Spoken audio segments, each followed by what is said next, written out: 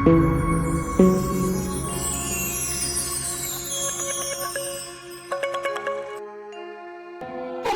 और लोली नाम की दो बहनें अपनी माँ के साथ रह रही थी। उन दोनों की माँ कई महीनों से बीमार थी। गांव के सरकारी अस्पताल में इलाज अच्छे से नहीं होता था और प्राइवेट अस्पताल में इलाज करवाने के लिए उनके पास पैसे नहीं थे। इस वजह से उन दोनों की माँ की तबीयत दिन पर दिन बिगड़ती जा रही थी। एक दिन अचानक से उन दोनों की माँ की तबीयत बहुत ज्यादा बिगड़ गई। क्या हुआ माँ, आप ठीक तो हो ना? नहीं, मुझे लग रहा है अब मैं तुम दोनों को छोड़कर हमेशा के लिए जा रही हूँ। नहीं माँ, आपके बिना हम दोनों कैसे रहेंगे? बेटी, तुम रोली से बड़ी हो, तुम्हें ही संभालना होगा। मेरा इलाज नहीं हुआ तो कभी न कभी तो मुझे जाना ही था। तुम दोनों अपना ध्यान रखना और हमेशा एक दूसरे के साथ प्यार से रहना। बस इतना बोलती ही उनकी माँ की मृत्यु हो जाती है। दोनों बहनें बहुत रोती हैं। उनके रोने की आवाज सुनकर पड़ोस के सारे लोग आ जाते हैं। उन्हीं में से एक औरत उन दोनों की चाची निर्मला को फोन कर देती है। निर्मला बुरी और स्वार्थी औरत थी, लेकिन गांव वालों के कहने पर उसे आना पड़ता है। गांव वालों की मदद से दोनों बहनें मिलकर अपनी माँ के अंतिम संस्कार कर देती हैं। तभी एक औरत निर्मला से बोलती है, देख निर्मला, अब इन दोनों बहनों की जिम्मेदारी तेरे ऊपर है। मेरे ऊपर? मेरे ऊपर क्यों? नहीं नहीं, ये झंझट मुझे अपने साथ लेकर नहीं जाना है। इनके हिस्से की सारी जमीन तो तुमने इन दोनों की भोली माँ को बेवकूफ बनाकर ले लिया था। अब जिम्मेदारी लेने की बारी आई तो कैसे अपने पैर पीछे कर रही है?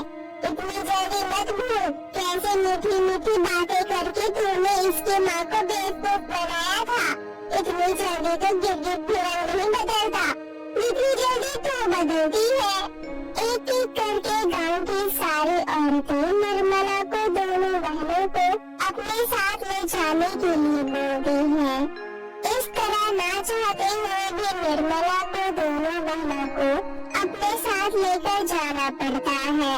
अगले दिन निर्मला गुस्से से दोनों बहनों को बोलती है, तुम दोनों मना नहीं कर सकती थी क्या कि तुम दोनों को मेरे साथ नहीं आना है? कैसे मना करोगी? तुम जैसे लोग तो महल जैसे घर में रहने के लिए मरते हैं। मैंने तुम लोगों से सारे रिश्ते तोड़ दिए थे, लेकिन फिर भी तुम दोनों को अपने घर लाना पड़ा। जब आपका काम निकल गया तब आपने हमसे रिश्ते तोड़ दिए। जब हमारे हिस्से की सारी जमीन आपके पास है तो हमें अपने घर में रखने की जिम्मेदारी भी आपकी है। ज्यादा मत बोल, अभी अच्छे से एक भी दिन नहीं हुए है तुम दोनों को मेरे घर आए। ऐसा न हो मार मार के खाल उधेड़ दूं तुम्हारी। चाची, हम दोनों अनाथ बहनें कहाँ जाती? हमारी तो इतनी उम्र भी नहीं कि हमें कोई काम पर रख ले। मैं रखती हूँ तुम दोनों को काम पर। मतलब ये कि तुम दोनों मेरे घर में नौकरानी की हैसियत से रहोगी। तुम मेरे घर का काम करोगी, इसके बदले तुम्हें खाना मिल जाएगा। ये सुनकर दोनों बहनों को बहुत ठेस पहुँचती है, लेकिन उनके पास कोई चारा नहीं था, इसलिए दोनों को इसके लिए हाँ करना पड़ता है। उस दिन से दोनों बहनें घर का एक एक काम करने लगी थी।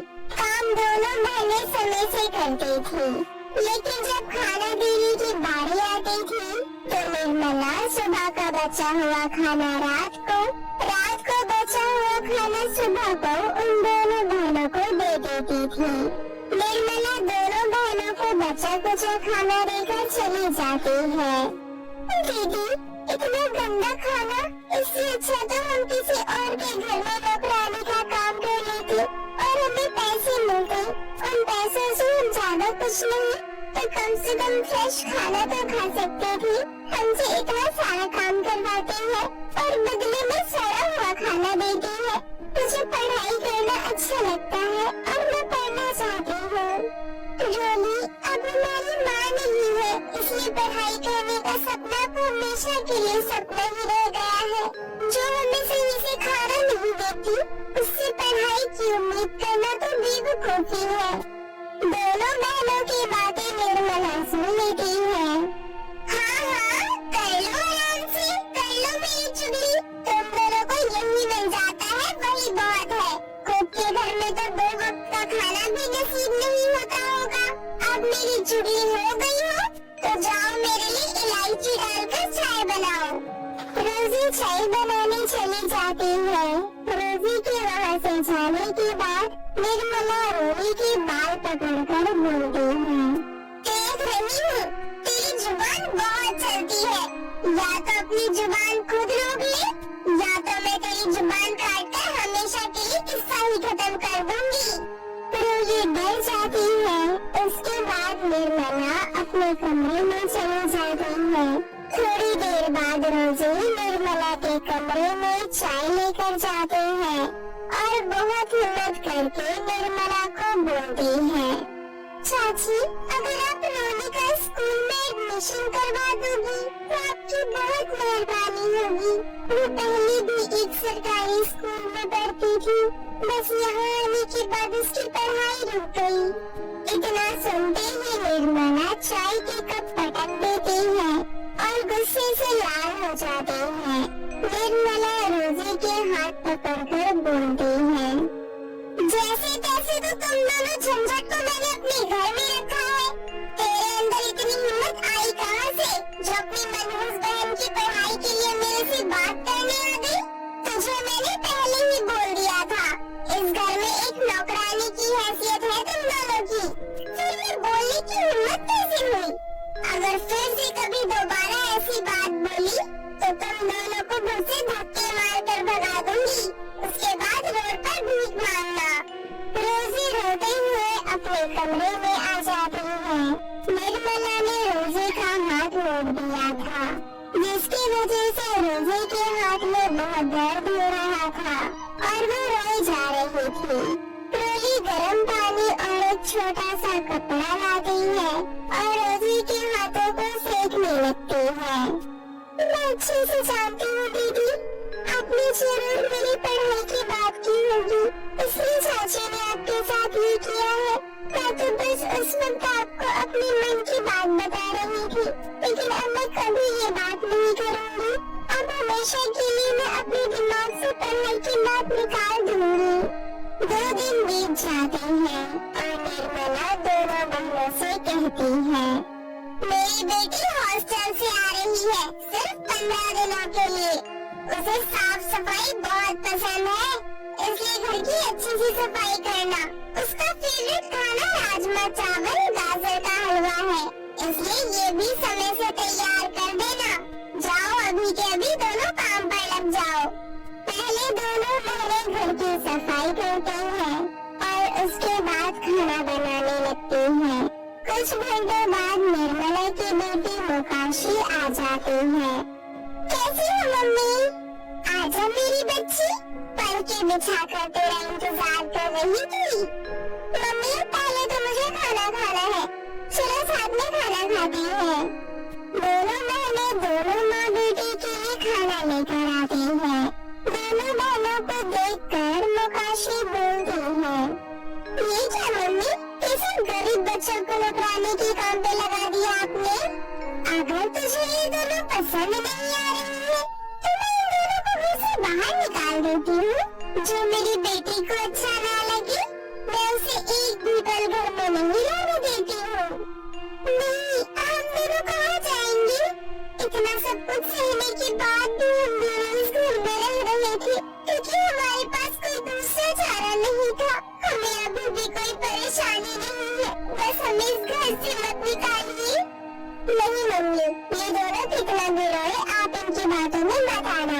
मुझे गरीब लोगों से अलग ही नफरत है। मैं दोनों को अब अपने पास एक भी मिनट सहन नहीं कर पाऊंगी।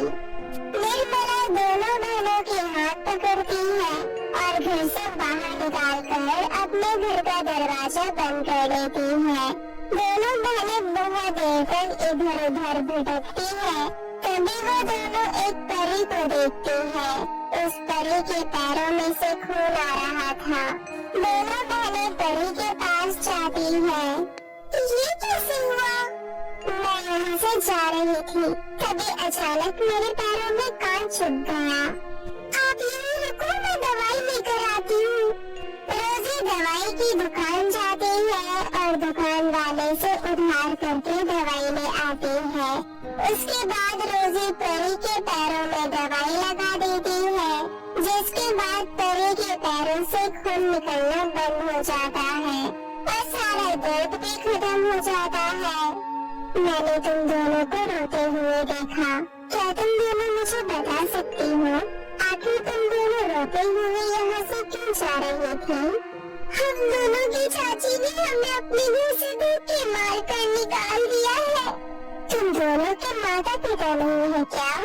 हमारे पिता की मौत तो कई साल पहले ही हो गई थी और अभी कुछ महीने पहले माँ की भी मौत हो गई, जिसके बाद गाँव वालों के दबाव की वजह से चाची को हमें अपने साथ लाना पड़ा।